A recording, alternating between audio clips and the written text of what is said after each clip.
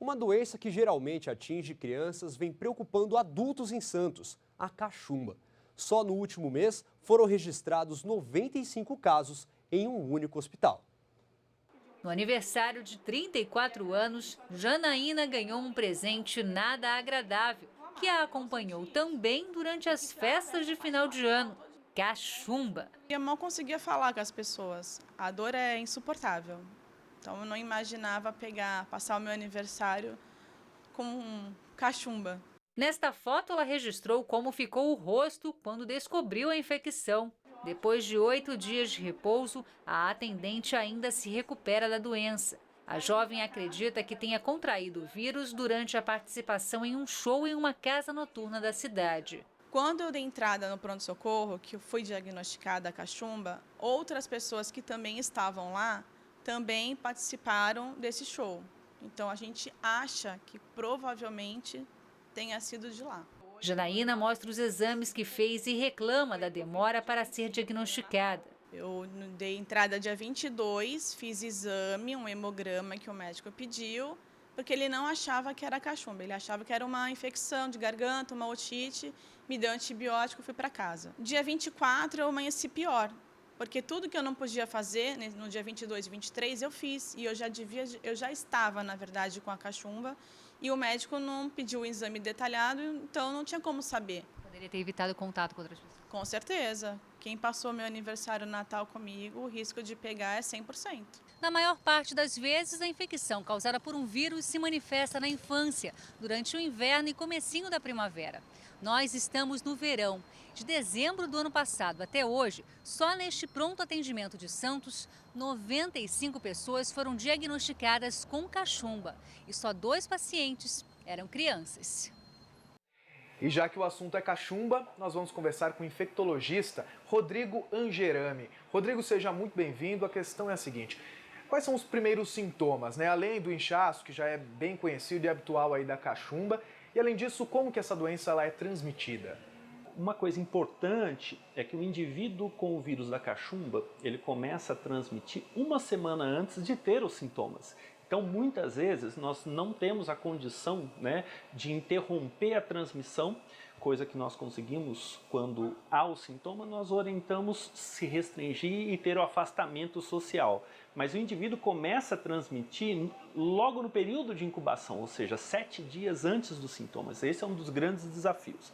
Então, acerca da transmissão, se dá pessoa a pessoa por gotículas e a transmissão se inicia mesmo antes do início dos sintomas. Uma vez que os sintomas se manifestem, classicamente nós temos o aumento das glândulas salivares, né? As parótidas que se distribuem bilateralmente logo à frente do pavilhão auricular, mas outras glândulas salivares também podem aumentar, né? Notadamente as submandibulares. Essa é a manifestação clássica da cachumba. As complicações da doença, elas são piores aí nos homens ou nas mulheres? A frequência de complicações no sexo ou gênero masculino são maiores do que observados nas mulheres. A questão de acometimento dos órgãos reprodutivos, sejam testículos ou os ovários, não tem uma associação direta com exercício e atividade física. Esse é um vírus que naturalmente ele tem uma afinidade por alguns outros tecidos, né, glandulares. Lembrar que as glândulas salivares são glândulas, os testículos são glândulas, os ovários são glândulas. Então ele tem uma afinidade por alguns tecidos. Então não tem uma relação causal do esforço com o risco de ter uma orquítica, a inflamação testicular. Existe uma porcentagem prevista mesmo em indivíduos que mantenham repouso. Rodrigo, e outra questão é que agora, pelo menos na Baixada Santista, o mês de dezembro, foram registrados muitos casos dessa doença, né? Mais que o habitual, pelo menos em um único hospital. Isso é comum ou não, né, nesse mês específico? E além disso, essa doença ela é transmitida com mais força, principalmente quando tem aglomeração de pessoas? Nessa época do ano, nós temos dois componentes extremamente importantes: deslocamento de pessoas entre municípios, estados, eventualmente até países distintos, o que facilita o transporte do vírus de um local onde esteja ocorrendo um surto para um local que até então não estava tendo uma situação de surto ou de transmissão, né? E nós temos várias situações de aglomerados de pessoas. As festas de Natal que houve, as festas de final de ano que houve, mas o período de férias ele passa por uma situação em que outras situações de convívio, de aglomeração ocorrem. Então é importante o quê?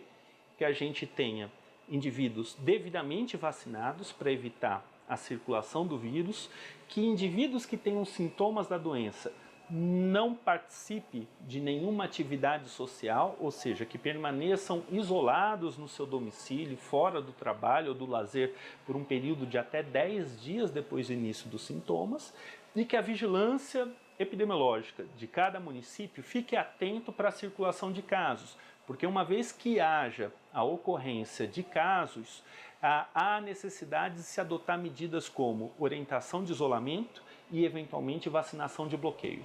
Uma das formas de prevenção seria também através da vacina. Agora, a primeira dose para os bebês e depois tem sempre a segunda dose a partir aí dos 15 anos, correto? Essa vacina, ela é eficaz realmente? Essa é uma vacina considerada bastante efetiva, ou seja, ela induz uma imunidade, né, logo na primeira dose, mas a importância da segunda dose é que essa imunidade dure por mais tempo. Então, se você faz uma dose da vacina, você vai estar protegido por um período, mas um período restrito, curto. Se você quiser induzir uma proteção prolongada, que esse é o objetivo, de forma que adultos, né, mantenham a proteção induzida na infância, é importante que se tenha as duas doses. Cabe lembrar que nenhuma vacina é 100% efetiva. Então, ainda que alguns indivíduos, o que é algo muito raro, tenham duas doses, né? Para algumas pessoas as duas doses não se mostrou 100% efetiva, mas quero ressaltar novamente que 2 doses da vacina, via de regra, são suficientes para induzir proteção em larga escala. Muito obrigado pelos esclarecimentos. Conversamos aqui com o infectologista Rodrigo Angerami e voltamos ao estúdio.